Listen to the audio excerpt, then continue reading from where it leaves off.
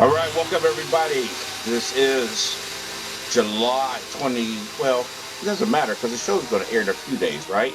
So it's July 2021. Welcome to It Came From GenX. I am Keith Porter alongside Michael Skinner and Brian Fisher.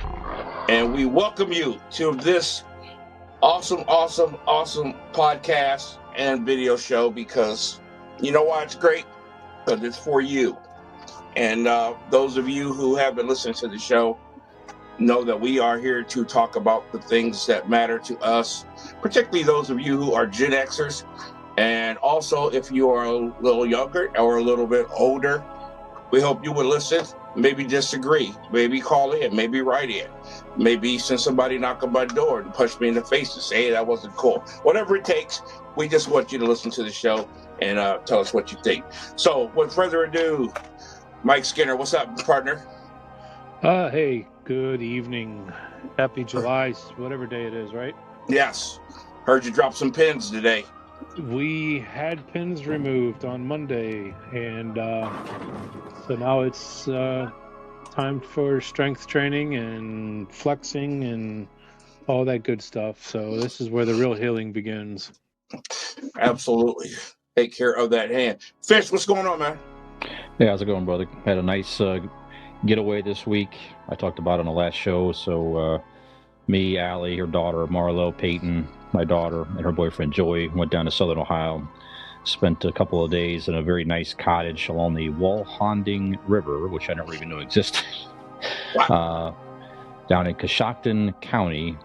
It's about an hour and a half away from Akron. Very nice, beautiful home, beautiful accommodations, family time. Very, very nice for a couple of days. Nice way to, work in some quality time with the family. So, yeah. That's good. Well, yes. You had a better time than I did this past week or so. But, hey, had cough up $1,400, get the car out the shop. I am, as of now, without a doubt, single. Oh, boy. Yeah. That's well, hey, it is what it is. And, earlier in the week, maybe a little bit earlier in the week, I get this envelope from my cell phone company. And it says, it has a SIM card. It says, put this in your iPhone, and your iPhone will now be 5G. I'm like, okay. So I swapped SIM cards, and my phone stops working. And it wouldn't work for a while. So later in the week, I get a text message from them, and they say, hey, we're sending you a SIM card. When you get it, call us. It's like somebody's backwards. Oh, so my. So I called them, and they're like, oh, yeah, we need you to switch the SIM card, and we're going to walk you through it, and we're going to switch your service over to 5G. I'm like, dude, I've got the card, already. So anyway, we go through this whole procedure, and he says, let me check to see if 5G is in your area. And he comes back and he says, oh, you have one of the best 5G areas there is. I'm like, okay, great. So phone starts working again, and I'll tell you what, either somebody's full of crap or 5G is not all it's supposed to be, because I got, videos of FaceTime breaking up and all kind of crap, and I can't tell the difference. So maybe I need to call them, or somebody can tell me if they, have 5G and notice any big difference or what, because I surely don't. I haven't. I haven't seen anything too huge, to be frank. I mean, some of the speed is a little bit better, I think, but I don't know. Maybe it's just, I don't stream tons and tons of stuff, though, frankly, beyond the show here, frankly, but I don't know. So, yeah. So anyway, well, guys, before we get going, quick announcement to make for those of you listening to this show that support me musically. Big announcement, the August 21st show, which would have been my band, Rock Generation's debut, opening for national recording artist Enough's Enough. There has been a change. The drummer in Enough's Enough broke his foot. Oh no. Yeah, and isn't it the guy from ZZ Top? Isn't that his son? Is it Frank Beard's son? I think it is. I think it is. I have to look into that. Interesting. Yeah, anyway. So, he's had to have major surgery, and I almost ended up playing for him. Oh, Interesting. Wow. Yeah. on the recommendation from the owner of the club, and they were going to go for it, except they decided it wasn't worth it to travel here and have me play for them for one show, and I couldn't go on the road with them, so they just canceled altogether. So that show's been moved to December 18th. We will still be opening for them. Okay. However, the August 21st show is now our official debut show. We will be headlining that show. So, hey. Yeah. Blessing in disguise. Yeah, absolutely. So I'm kind of excited about that. And we are looking for a couple of bands. If you're out there and need a break, whatever, looking for a break for your band, give me a call or text or email or whatever. So anyway, that's if you have tickets already, they will honor them December 18th. If you want a refund, that's not a problem either. And certainly on the 21st, you don't need that ticket for that show. It's just a small fee at the door. So enough of that. All right. Right. So Keith, I'm sorry. Hold on. So you mentioned, if you're in the Northeast Ohio area, what is the best way to reach you then on that? Okay, you can email me at kp1968@aol.com. You also can hit me up on Facebook, Keith Porter, and you can text or call 330-752-5464. Or look at your local bathroom for that number. You'll find it there. That's right. Most of them have cleaned that up. However, I'm still in most of your local Wendy's, Popeyes, and Acme. Yeah. So, This man is banned from this location. For completely destroying the third stall. Yeah. Anyway. Bitch, where can they find the show, man? Well, you can find us. You might be listening to us right now on WMVU.org, Mondays from 7 to 8 p.m. Eastern on Global Internet Radio. Just pull up WMVU.org on your browser and hit the play button, and you can hear the live stream of the show there. You can listen to us whenever you want to on your favorite podcast platforms. You can find us on Apple Podcasts, Google Podcasts, Spotify, and more. Pull us up, give us a subscribe, and as episodes are launched, then you will be you'll receive a notification there. Again, it's all free, nothing to register. Just sign in and subscribe to us. Facebook at ItCameFromGenX, all one word. All show information is there for you. We also put links to the podcast there too. Email the show at CameFromGenX330@gmail.com. Also, if you're trying to reach Keith on his band opportunities, certainly you can also email us there. YouTube channel, It Came From GenX, all one word. Instagram, It Came From _GenX. Twitter, It Came From GenX. And TikTok at It Came From GenX330. All this information is packaged up nice and neat for you on our Linktree account. Just Google Linktree, L-A-N-K, tree, It Came From GenX. And it'll take you to a nice launch pad of all of our links, nothing to log into. It's all there for you. All the links I just mentioned are there. So you pull us up. Linktree, It Came From GenX.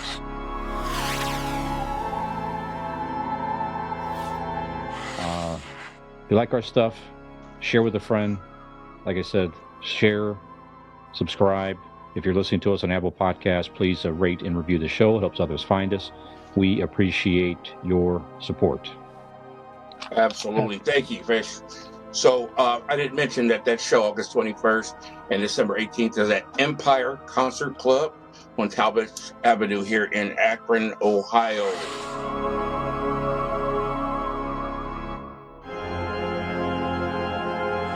Right here, Britain Road. So, very good. All right. I want to do a real quick shout out to Christoph Dominic from WMVU.org, Michael Skinner, our podcast producer Forget that extraordinaire. shout out crap, man. And Where also is he? to Peyton He Knight, is here. Peyton Knight, the lovely Peyton, with all her artwork for the show as well. Would like to give her a shout out. Yeah, did our logos. Absolutely. Thank you. Yep, thank you. Where's my shirt? I'm looking at it right over here. Oh, okay. Where's Junior, man? He had to go over to Akron Awning and have it made up. Over Oh, you know what? Ouch. That's okay. I have an account there. You know, so yeah. Yep. They know me. Hey, I need this made with the Porter specs. Oh, all right, no problem. When they made his shirt up, they said the window for this window here is going to be proportionally too small for this T-shirt. I'm like, yeah, well, that fits par for the course with him. Yep. There you go. Anyway, okay. We done with the insults, fellas? For now, I think. Probably not, but it's for now, yeah. More to come. All right. So you probably noticed my whole setup here is different. This is the new Porterhouse media room. I worked very hard to get set up, and I'm kind of really enjoying it. Makes everything a little bit better and easier than sitting up on my bed. And, you know, so. Was that the basement there? Where I am now? Yeah. I will never tell. Oh, okay. All right. One day I'll reveal what's behind this curtain. You'll be shocked. He's pulling a Dr. Sheldon Cooper from Big Bang Theory with yes. You don't know where I'm at, when his little robot going through the city. Okay, guys, let's get cooking with some It Came From GenX stories. Skinner, what you got? World news.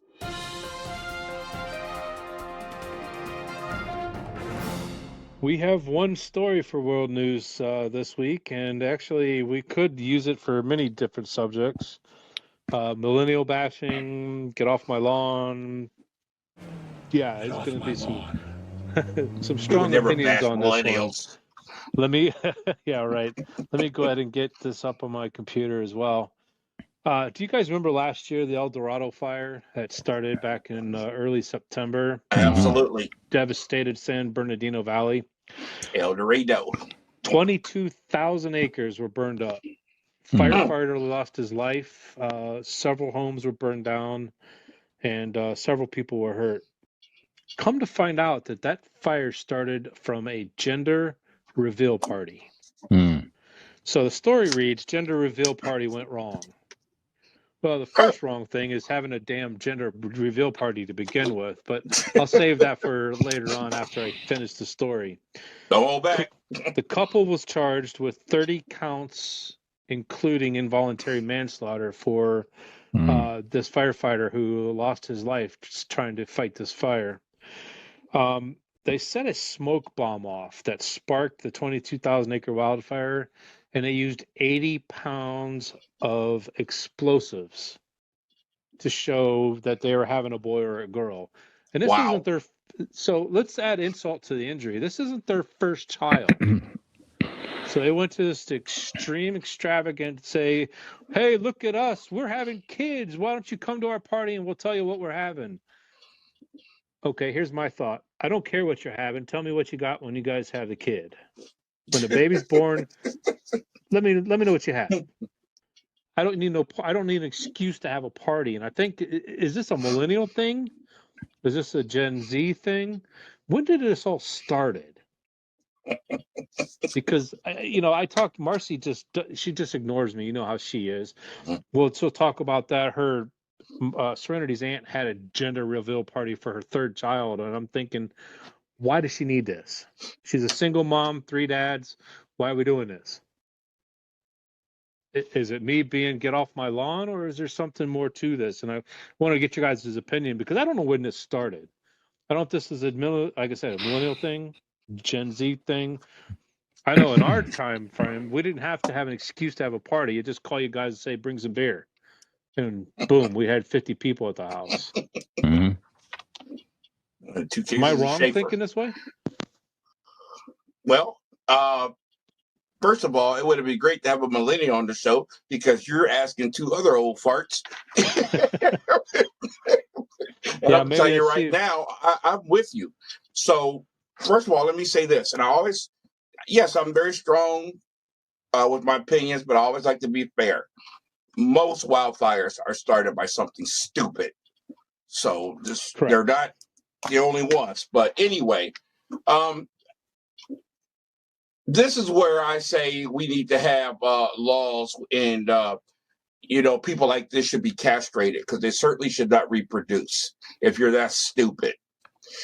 But anyway, with that being said, I don't know how anybody could even remotely think that having that much fuel near a wooded area made any kind of a sense, because of your vanity, your ego, to reveal what type of mutt you're bringing into this world. I totally agree with you.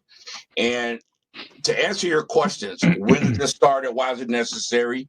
I'm going to give you one reason, and that's not saying this is the only reason, but it's all about greed. It's all about greed because the earlier that you can reveal what type of demon spawn you're bringing into the world, the sooner you can tell everybody where you're registered at. Yep. And start getting all this stuff for the baby. There used to be a time where there was nothing more special than the element of surprise when that child came out and you knew what it was. All you cared about is that it was healthy. And if it was a girl, man, you were just excited to bring a little angel in this world. And if it was a boy, especially if you were a father, hey, I got another me, But nobody cares about that right now. We want to know early, and we want everybody else to know. And we want you to go and start getting this gift. Yeah, I'm registered at the Akron Tent Naughty, but that's different. I have to get my shirts and underwear.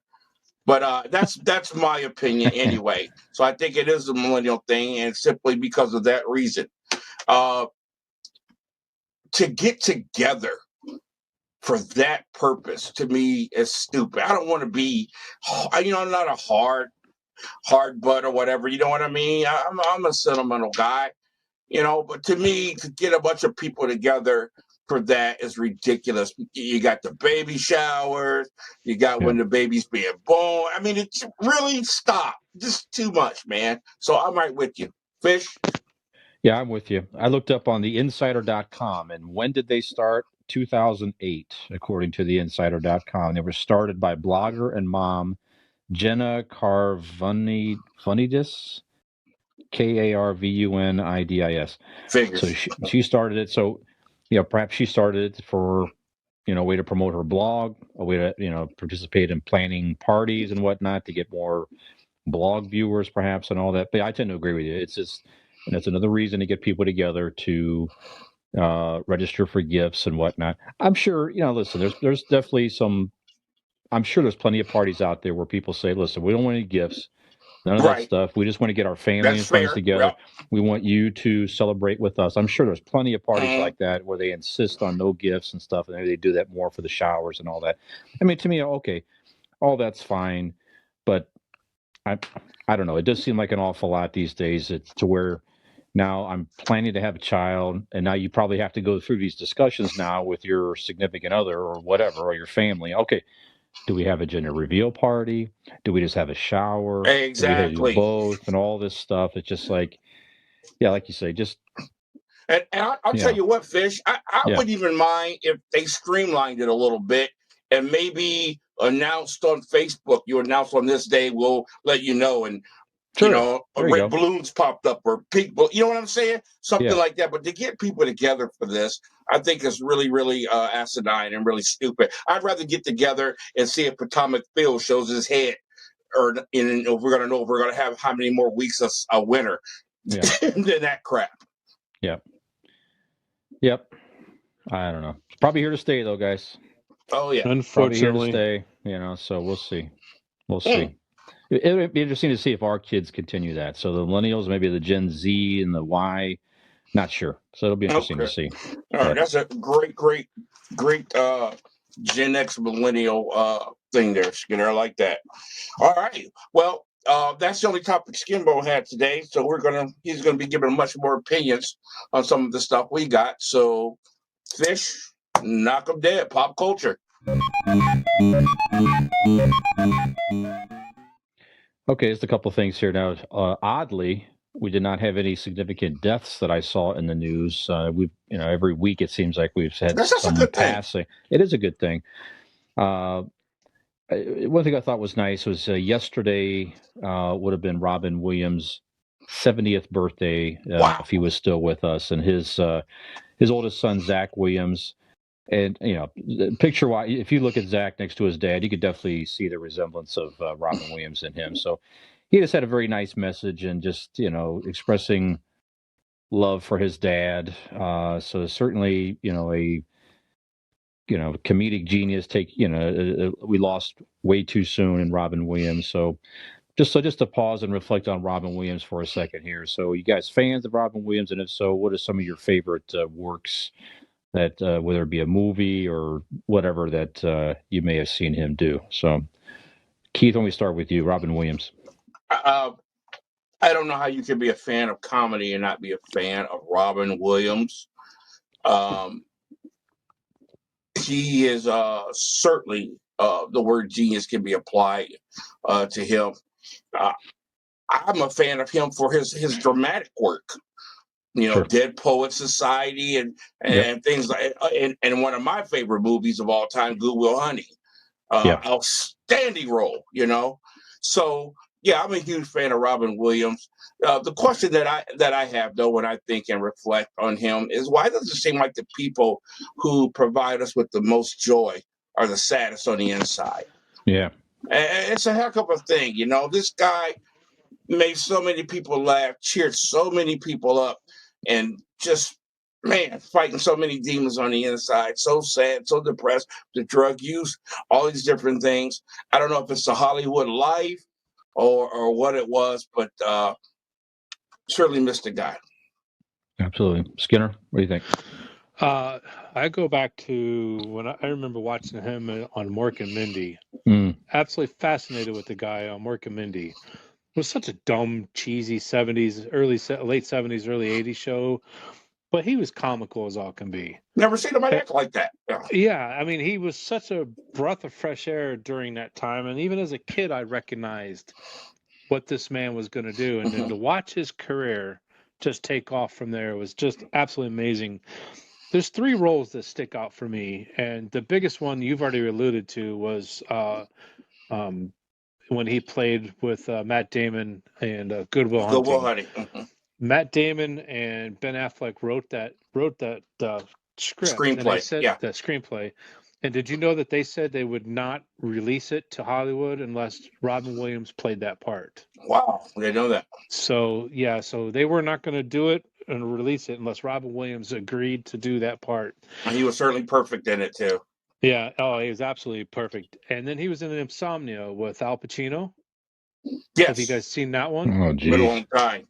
Oh man! And then the one that really got me, just showed the way he was so what's the word I'm looking for? He could do anything. Was Photo Booth. Yes, he was so versatile in Photo He was Booth. a nut job in that movie. So I got goosebumps thinking about that, watching him in that movie. I mean, he was so versatile. He was such a great.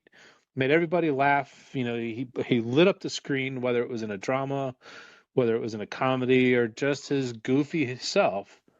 But for a man to have so many demons inside of him, and to be so sad or depressed, whatever it was that was going on with him, I miss the guy as a fan. I really do. Sure, and of course he was known for going off script, doing his own thing, and so many of the performances and roles that he played. I'd love to see some of those off the cuff, behind the scenes things. You talked about Mork and Mindy. Even though I liked the show as a kid, it wasn't until I was older that I realized the genius of the character. Because when you say alien today, you're talking about looking funny, some kind of animal looking creature, or these massive spaceships and things like that. This dude came to Earth in an egg, you know what I mean? In an egg, and he looked normal, and he just said stupid stuff, and he had the power of his finger, and I thought that was just total, it was just genius when you think about it, the way they made him an alien without using any special effects or anything like that. And then, of course, they brought in one of the other greatest comedic minds of all time, to play their baby, Jonathan Winters. It's totally genius, man. So, yes. that man's got a problem. That show, I think it was, Keith, you and I were probably like around fourth grade when that show was out. Yeah. And that was, I definitely remember, that was a show as a kid I did not miss. Absolutely. Yeah, absolutely. Yeah, just his so it's like you said, just even back then, just like, wow, this guy is just amazing. If you realize that as a kid. Johnny Carson loved him, man. You want to have some great laughs, go on YouTube and pull up all his Johnny Carson visits. He just took over the place, man. And of course, at the end of the working man, he always had like the great little lesson as he talked to Orson about what he learned about being on Earth. Yeah, good stuff. Yeah, and that was, you're right. That was, of all the crazy on the show, you're right. He had that moment where he was very serious, and you're right. He reflected on what he, like you said, what he learned. And that was foresight to how he could play a dramatic role. Yeah, absolutely. I also, like you guys mentioned, a lot of great roles already. Good Morning Vietnam, certainly. Great role. Never seen all that. Go back and watch that one. Gotta get to that. Thank you.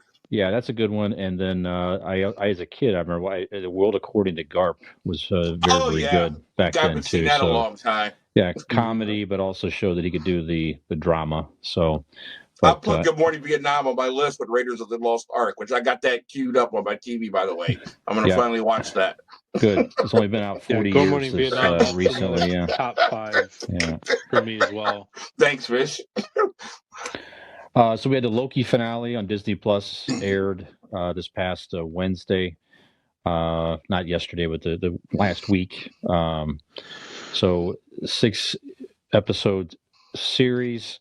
We are going to talk about this a little bit. So if you have not watched the entire series, you may want to fast forward the podcast here by a few minutes, just to but.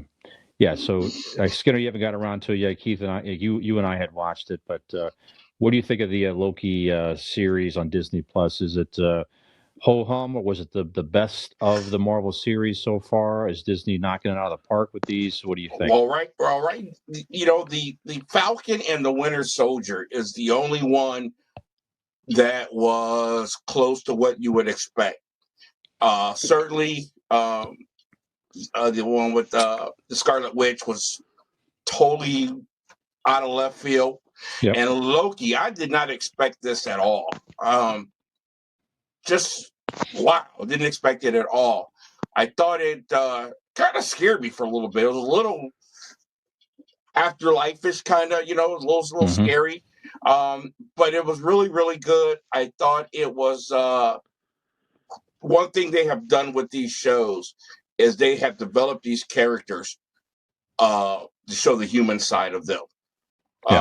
And I think that's what the brilliance that they did. We saw the Scarlet Witch break down. The love of her husband was so deep that she had created an alternative world. We saw the real human side of the Falcon, Sam, and him dealing with racism, him dealing with being a black man living in this world and being afraid to take the shield. Just a real, and other characters on the show too. So with Loki, we really saw I know he's not human, but the human side of Loki. You know what I mean? If I can use that term, sure. Falling in love, actually caring about something other than himself, and I thought that was great. So if you're looking for fight, and and all the special effects stuff, you're going to be in for a surprise. But if you're looking for great character development, I love what Marvel's doing with these characters, and they're setting us up for a great Phase 4, which has already got started with the Black Widow, which we haven't talked about.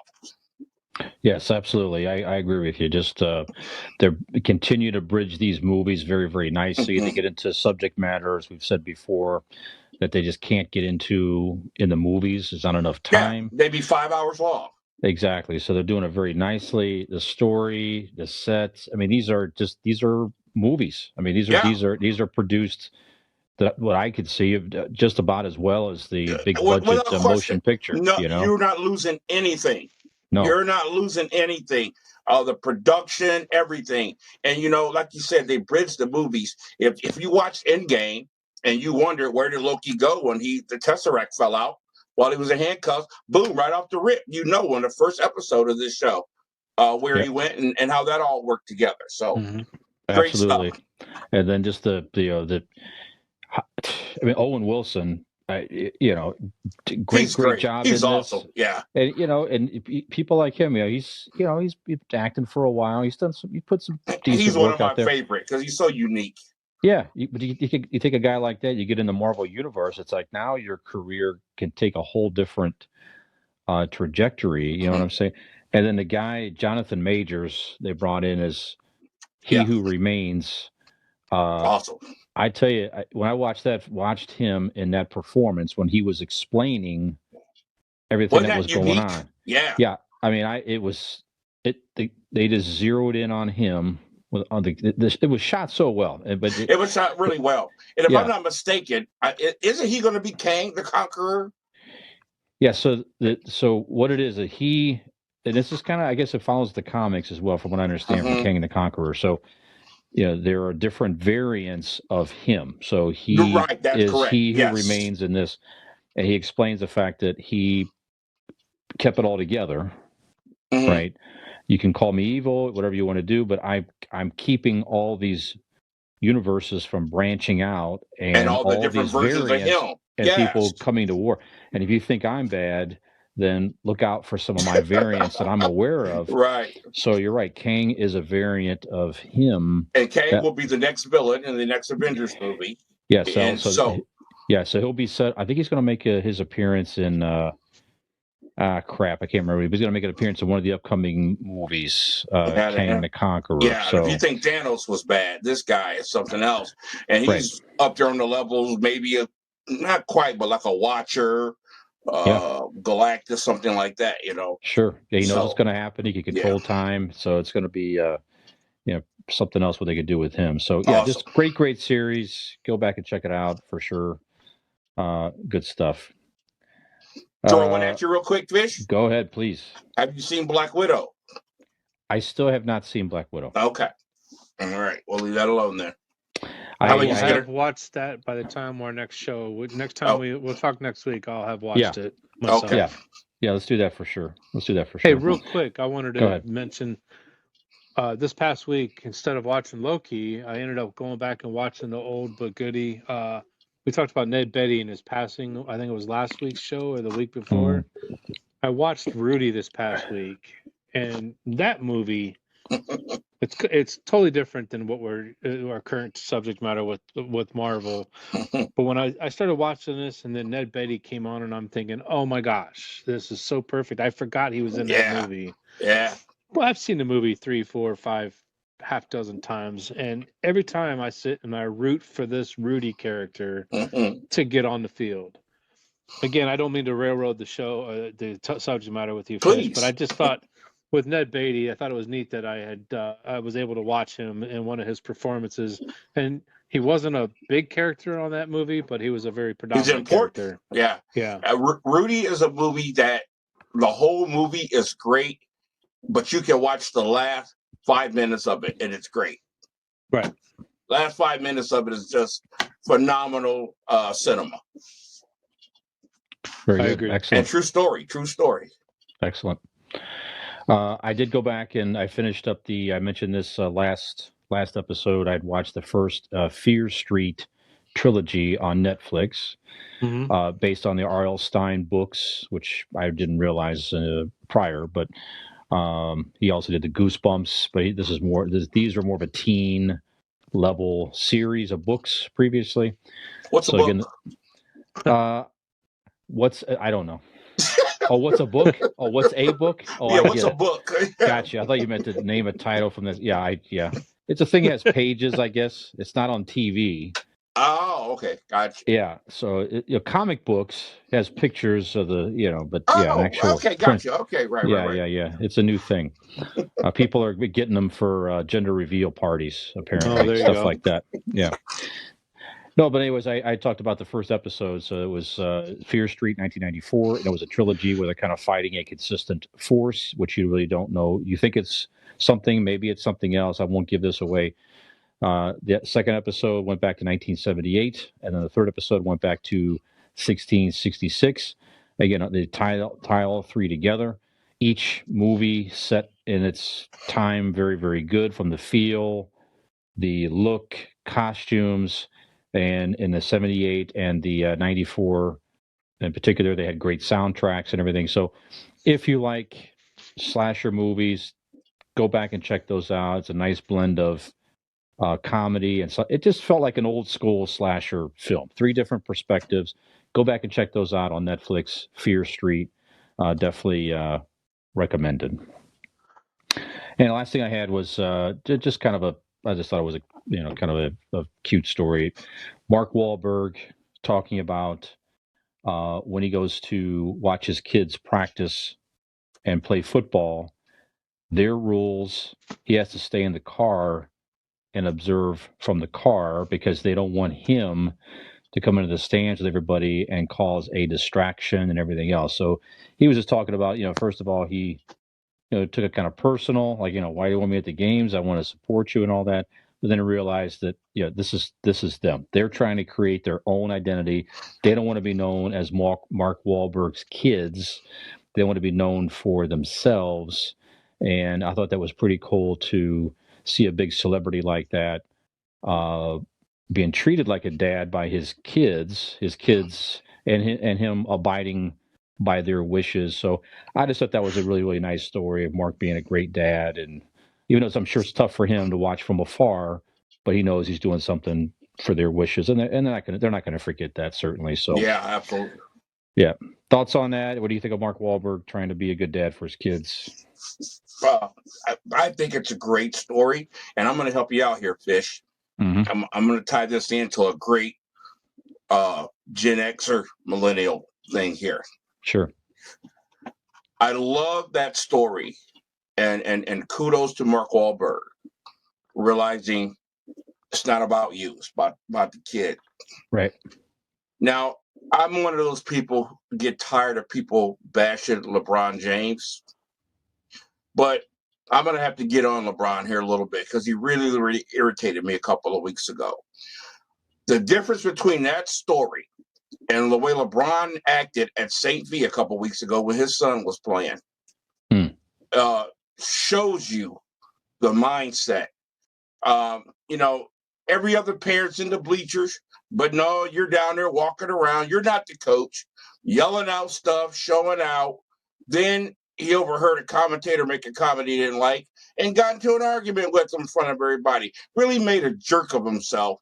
And if I was his son, I would be really, really embarrassed and upset. Like, dude, are you freaking serious right now? Like, it ain't enough pressure being the son of LeBron James. Yeah. The expectations. Then I got you on, walking up and down the side, giving out more instructions than the coach, and then you get into a fight. So I love the story about Mark Wahlberg, and I hope more people would learn that lesson, celebrity parents. Yeah, very good. Excellent. Okay. All right, guys. Yeah, that's a pretty interesting story. I just wanted to add a note. Did you guys know that Wahlberg has 5 dealerships in Northeast Ohio? He owns 5 car dealerships here in North. I think it's on the northern half of Ohio. Is he from here? He started in Columbus, and I can't remember why he started here. I don't know. He's not from here, though, right? I don't think so. No, he just got into New Jersey. He doesn't have a sandwich at the Twisted Melt, do he? Right. Yeah, you know what? That's a good point.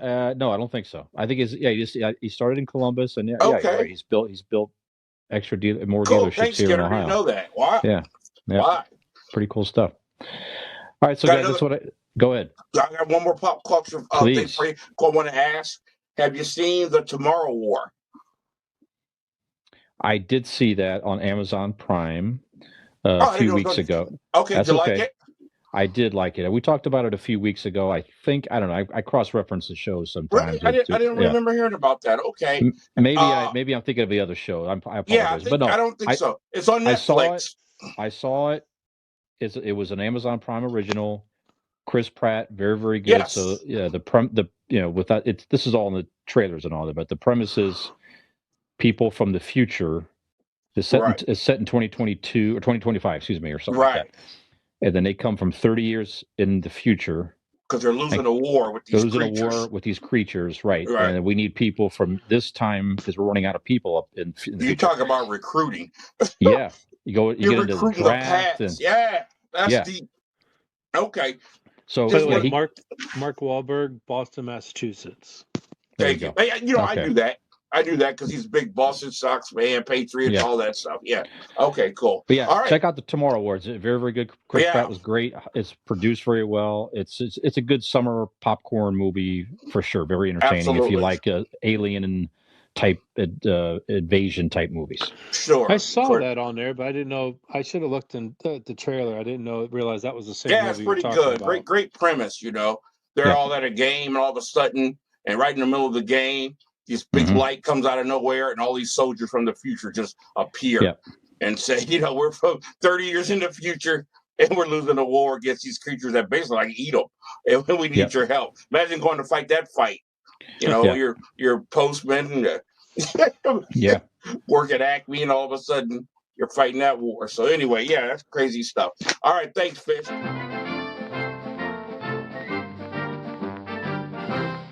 Pop culture stuff. Now to get on to the world of sports. Sports. Well, congratulations to the Milwaukee Bucks. Yes. NBA 2021 World Champions. And I couldn't be happier for the city of Milwaukee. And it's not a super team. Thank you very much, Skinner. That is the reason why. Certainly the millennial thing to do nowadays in the NBA is to get with your other superstar buddies and let's all pile up a bunch of great guys on the same team and dominate the NBA for a few years. I know we talked about this quite a few shows ago, how the small markets don't have a chance. I think I even mentioned like Milwaukee will probably never win an NBA title. And man, am I glad to be wrong. Definitely one of the most unknown, nobody wants to go there markets that there is. And they have one superstar by the name of Giannis Antetokounmpo, also known as the Greek Freak. And they built this team around this young man. I think they came in second in the East. They might even won the East last year. I can't recall. But they have been getting closer and closer and closer. Right. And this year, they got over the hump and won the NBA title. You look at the Brooklyn Nets, Kevin Durant, Kyrie Irving, Blake Griffin, James Harden. Are you kidding me? All on the same team. Of course, you got LeBron and Anthony Davis and Kuzma, all these guys on the Lakers. We know about the Golden State Warriors, and it goes on and on and on and on. I could not be happier to see this team win the NBA title, and all these superstars are sitting at home going crap. So, guys, is this trend going to come back? Are we going to see these overflated super teams continue to pile up? And also, if you had to start an NBA franchise today with one player, who would it be? I don't care if they're old. Let's just say they were in their prime, but somebody playing today. Skinner, go ahead, bud. I did not watch 5 minutes of basketball this season, so my opinion is going to be kind of slighted. I did not watch any of it either, believe it or not. Yeah, I didn't follow it. I did hear that Milwaukee won. And the first thing that came to mind, and I blurted out that it was not a super team that won it, and I couldn't be more happy for that. I hope the trend continues that these teams stop doing this. You know, let's do 5 max contracts and hope and pray everybody stays healthy for a year so we can win a championship. I mean, that's a huge gamble for those that are writing these paychecks for these players. But yeah, so I'm glad that the Lakers weren't there, that New York wasn't there. You're talking about the Nets. They had superpowers, four players, and they didn't even smell the play. Right. Didn't even smell it. So, and to answer your question about what player today, I don't really have it. I'm not sure. C3P or CP3, Chris Paul. I like that guy. I liked him when he first came up. He's been in the league a long time. Just can't stay healthy. But if you get a healthy CP3 around a bunch of good, hungry people, that's a team to look out for. Yeah. Well, you have a great floor general and a great facilitator. Right. And ball handler. Just if need you can to stay get him healthy. Yes, absolutely. Okay, thank you. Fish? Yeah, I mean, it's good for Milwaukee. It definitely harkens back to, prior champions. Certainly the Lakers and the Celtics of the 80s. They got their superstar with Bird and Magic, and they were smart enough to keep those players and keep adding in pieces. Certainly the Bulls did that with Jordan.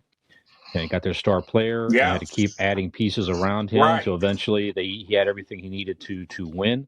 And then Giannis had Chris Middleton.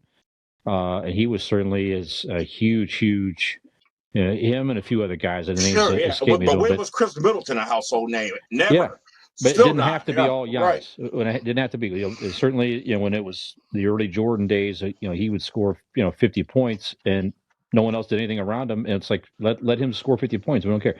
Exactly. Yeah, so Giannis has others around him who can shoot the ball, give him the ball. And Milwaukee's going to be a force for years to come in the East. You make a great point because he had one of the greatest performances ever in the NBA Finals, if not the greatest. He scored 50 points in Game 6. And normally on a Jordan team, when Jordan scored that many points, not all the time, but normally it was on a loss. That's right. When Jordan scored in the 20s, that's when they mostly won. So to do that and still have great players and won by a great margin, man, that says a lot. Yeah, Giannis tied a record with Bob Pettit from way back in the 60s to score 50 points in a closeout game in the finals. So that's obviously quite a number of years. Outstanding. And to me, it's an easy question right now. Who would I want to start an NBA team with? Giannis. No question. The guy is. It's watching him. What he can do is just phenomenal for a big man. He just weaves in the crowd and the power. You can't stop him. Yeah, you cannot stop him. So he's a guy I would start a team with right now. Add a few pieces, and you're gonna compete. Okay, great. Well, and the crazy thing about it, he was hurt beginning this finals. They didn't know he was going to play some of those games. So that's right. Even more incredible. They were down 2-0 in two of the series, 2-0. And fall back that. Came back, and Phoenix had not lost 4 games in a row, I don't think the entire season, and Milwaukee beat them 4 straight in the finals after starting it down 2-0. Great story. Happy for I don't Milwaukee. know if Chris Paul's going to get another chance, man. It may be the Lakers, they say. Who knows? We'll see. Yeah, absolutely. I've already gave my thoughts on the finals in Milwaukee, so I'll just answer the question. I was going to say Kevin Durant. Okay, certainly LeBron in his prime would be a great choice, but just being caught up in the moment right now, it'd have to be Giannis. There's not a force like him. Kevin Durant is unbelievable, but he's a shooter. Yep. Giannis can shoot, but he is something else coming into the lane like we haven't seen in a long since LeBron in his heyday. So I've never seen a guy that size, that length, with that type of wingspan play like that on the floor. He's unbelievable, and hope to see him do a lot of great things in this league, man. Phenomenal player. So yes. Okay. Is he a Magic Johnson in the making? No. He's just different. He's a totally different type of player. Yeah, totally different type of player. Magic Johnson was a great facilitator. This guy is just an unstoppable scoring force. Gotcha. He's one of a few guys, Keith, ever that he won Defensive Player of the Year this year and Finals MVP. It's like that's amazing. Only a couple guys are ever able to do that. It's a very esteemed company that he's in with. He scored unbelievable points and had a couple of the amazing blocks like LeBron had when they won the title in Cleveland a few years ago. So he was all on both sides of the floor doing it. you talked about him going down the lane. I can't think of the guy's name, but when I was at the University of Akron, he was a Sperling. He was a former Cleveland Browns quarterback, but he would come up and play basketball with us. Now, even though this guy wasn't a professional basketball player, he was a professional athlete. Just the size on him, the muscle tone. When this guy got the ball and came down the lane, we had some great players, man, but we just all stopped and got out the way. We had never seen that type of speed and mass moving like that. It was awe-inspiring. And we all used to think, man, imagine what it's like to see a LeBron James coming down the lane full speed at you, all that muscle mass. So, man, trying to stop Giannis doing it, whew, good luck with that. Yeah. Spurgeon Wynn, is that the name you're Spurgeon looking for? Wynn. Spurgeon used to play with us. Thank you. Nice guy. Nicest guy in the world, man. Okay. All right. Also in the world of sports, in NFL news, not great news. Richard Sherman. Not a fan. Certainly the man can play. I'm not a fan of these loudmouth, always talking junk players, and he's one of them. Not that I am happy about his situation at all. I don't wish it on anybody, but he's in the news. He's been arrested on charges of burglary, domestic violence, resisting arrest, driving while intoxicated. He 1:30 in the morning was breaking into a house or trying to whatever. I don't know all the details that was going on as far as the domestic violence charges, but he's really in a pickle right now. Some of these guys seem to have some serious mental breakdowns as of late. Now, this man's a world champion, filthy rich. At one time was called the best corner in the game. Certainly still a Pro Bowl level player. And he's a genius IQ. Yeah. To boot. Yeah. That's a really good point. And he's in this situation. What is going on with these NFL players in particular? These years, we hear more and more talk about mental health. People are bringing it to the forefront more. There's more help being offered. They're letting people know it's okay to talk about it. And do you think that's what's going on? Or what is it? Is this problem something that's new? Or was it just as big, when we were growing up, but you just didn't hear about it as much? Fish? I think that could be part of it, certainly. I mean, obviously that game is a very violent game, and you're more susceptible to head injuries, and there's more and more proof that Interesting point. Guys that have sustained those type of head injuries, deal with a lot of serious issues, some of which have committed suicide, like a Junior Seau type person. Yes, seemed great on the field, but they just so that could be part of it. Another part of it is just the social media prevalence these days, and perhaps some of these guys just get on and the ego gets inflated to heights that we've never seen before, and maybe they think that they're above the law in some respects. So that could be a part of it as well, to where they just push the envelope too far, and I don't know, or it could be a combination of those couple of things there. I would think so. Absolutely, good stuff. Skinner? Yeah, I don't know how to answer that question truthfully. I think it's a little combination of everything. Today's day and age, these players are throwing a ton of wad of money as a rookie. Then you've got all the contracts that they have with the Nike and the Adidas and all these companies throwing millions and millions of dollars to rip their products. So they're not getting life situations or life teachings like you and I did. We learned to grow up as adults. These guys are not learning to grow up as adults. They're growing up to be football players and then thrown a ton of wad of cash. And then now you add in all the social media and all the limelight and everything that's handed to them on a silver platter. And a lot of these kids, adults now, came from nothing, went from nothing to having everything, and just don't know how to deal with it. Right. And the crazy thing is, this is a seasoned veteran. I mean, this is a guy certainly more at the end of his career than the beginning. Right. You would think he would know better, especially with the IQ thing, and know how to handle the rigors of fame and the long football seasons and things like that. I was just looking at a list of football players that have gotten in trouble, gotten arrested. Now, I can pick out a lot of different leagues, but just American football. And I tell you what, the list was disturbing, quite disturbing. I would just name a few for you here. Kelvin Allen, sexual assault. Will Allen, wire fraud, money laundering. Richard Alston, conspiracy to distribute drugs. Michael Bennett, wire fraud. Trayvon Boykin, aggravated assault, causing serious bodily injury and witness tampering. Plaxico Burress, attempted criminal possession of a weapon. Billy Cannon, counterfeiting. Ray Caruth, conspiracy to commit murder. Cecil Collins, burglary. Maurice Claret, armed robbery, possession of a concealed weapon without a permit, failure to maintain a current lane.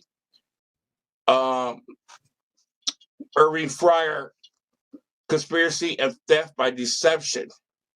Dwayne Goodrich, criminally negligent homicide. Thomas Hollywood Henderson, I know Fish knows who that is, sexual assault and bribery. Daryl Henley, drug trafficking, attempted conspiracy to commit murder. Aaron Hernandez, first-degree murder. Travis Henry, drug trafficking. I mean, the list goes on and on. It is unbelievable. And, man, you got to stop and think. These leagues, like you said, especially in the NBA, you get these 18-year, 19-year-old kids, and they throw all this money at them, especially because you could be one and done in college now. So you get into a professional league at, 18, 19 years old, and all of a sudden you're a freaking multimillionaire. You have no life experience, no experience as being an adult, and every whim that you ever had, you can now fulfill it because you have money. Mm-hmm. And I know the NBA started offering classes. I know Magic Johnson did years ago for rookies, how to handle their money, the rigors of the NBA, the temptations, the women at the clubs who know what they're doing. They're waiting for you. You know, they read, they know what your contract is. They know all about you when you walk into the club and you want to be known, you want to be a big shot, whatever.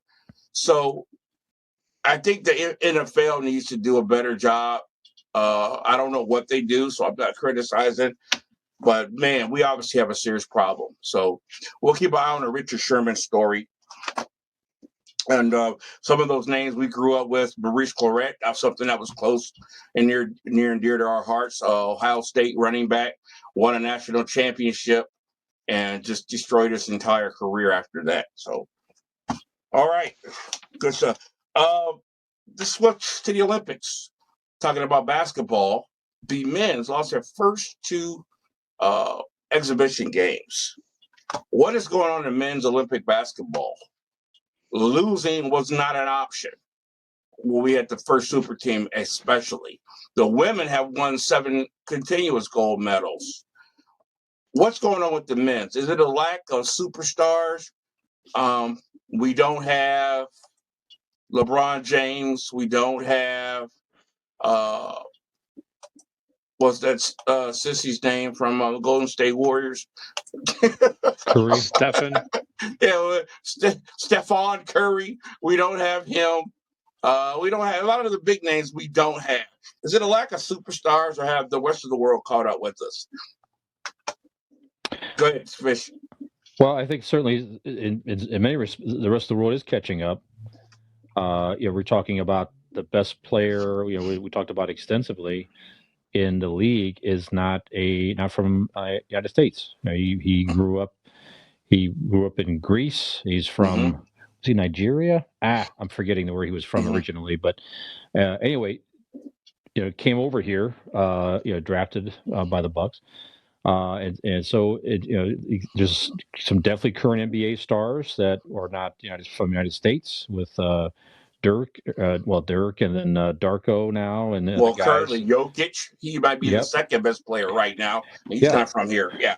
Yeah, and those guys, it's I think part of it too is are these other countries able to play more of a team game of basketball versus? I mean, heck, you see now Milwaukee did it right, if you will, with they had more of a team built around Giannis, but still. A lot of these guys are not. I mean, you saw the troubles that Brooklyn had with the superstars, with health, and just be able to get together. And just because you throw a bunch of stars on the court doesn't mean they're going to play well together. Yeah. So you kind of see that with USA basketball in some respects. So, I mean, they lost the first two. It probably wakes them up a little bit. And you got a great coach in Popovich. I mean, the odds, but it'll be interesting to see how it goes. It will be. Definitely the rest of the world catching up, and USA basketball better learn to play team ball if they're going to continue to compete in the Olympics. I think that's an excellent point, because one of the things we have to remember, these other teams, your Argentinas and some of these guys, they have been playing together for a long time. We put a team together, a few months before the Olympics. These guys have been playing together for years. They also, every millennial basketball right now, everybody wants to be like Steph Curry and shoot from half court and hit threes. These guys play a great team game, pass the ball, movement, and right now, a lot of teams, we got these great shooters and maybe or great dunkers, but not a lot of great team basketball. And I think that's caught up to us, and it's going to show. Skinner? Yeah, I don't have anything to add. I think it's just the rest of the world's caught up, and we don't have star players that are healthy enough to play in the game. The Cavalier, his name is eluding me. That plays for the Cavs. Tall Sexton. No, he played with LeBron when they won the championship a few years ago. Kyrie Irving? No, white guy, beard. Love. Oh, Kevin Love. There you go. Yeah, I mean, he had to back out right before the first before the first game because his health. So I think it's a combination of both. Okay, well, let's move on to music real quick. We just got a couple of minutes left. No deaths, no significant birthdays, no significant things this day in music, except a couple of things. There were a couple of studies, guys, I wanted to ask about real quick. In 2005, on this day, a car insurance company did some research and said that listening to the wrong sort of music when driving can lead to aggression and distraction. Dr. Nicola Dibben, a music psychologist, says singing while driving stimulates the mind. Songs recommended included Pulp's Disco 2000 and Hey Ya by the Outkast, which I love that song. But the doctor says songs like The Prodigy's Firestarter should be avoided. Do you think music affects you when you drive? Do you like to sing when you drive, Skinner? Music definitely affects people, and it affects people differently. With me, and I know I've told the story before, when I'm listening to music at my desk at work and heavy metal's on, they know to leave me alone because I'm trying to calm down. Now, somebody else listens to heavy metal, that's their cursor to put out aggression and things of that nature. For me, heavy metal puts me back in my safe spot. So it's different for everybody. But yeah, I think music has... And it depends what kind of heavy metal.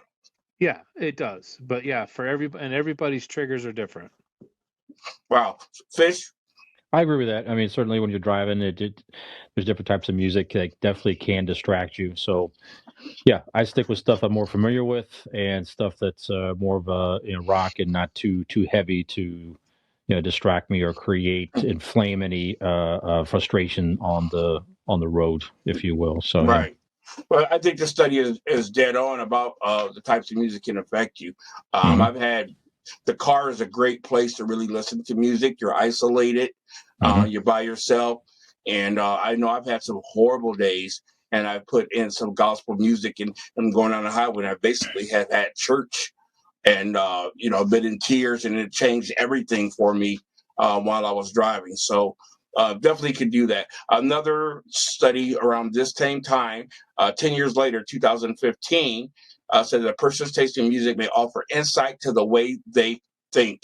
More empathetic people listening to mellow, low energy music, while more analytical thinkers listen to punk, heavy metal, and more.